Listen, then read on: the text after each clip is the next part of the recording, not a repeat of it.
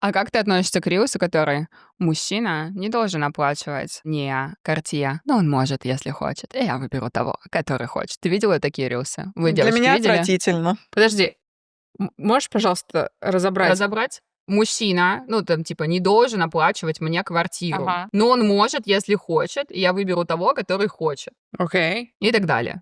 Ну, то есть я всегда выберу мужчину, который мне что-нибудь сделает, который мне заплатит, который мне купит. Для меня это очень узко, как бы очень материалистично, но и в целом это все. Мужчина не должен покупать мне котлеты.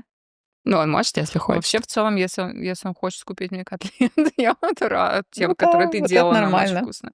Да. Я, честно, не очень понимаю, что автор вкладывал эти слова. Ну, приятнее быть человеком, который хочет для тебя что-то делать. Ну, автор ничего, наверное, плохого не вкладывал. Она просто говорила, что как бы в сообществе всех мужчин, да, я не предъявляю к ним требований, но я выберу того, кто, типа, там, мне купит, заплатит, оплатит. Ну, не что-то сделает, а именно что-то купит Ну, там только. было про Там было все материальное, про да, там было купит, все все про про купит. материальное. То есть это, что ты как бы, ну, я не знаю, как это назвать, проститутка, окей, наверное, Да. что в этом роде.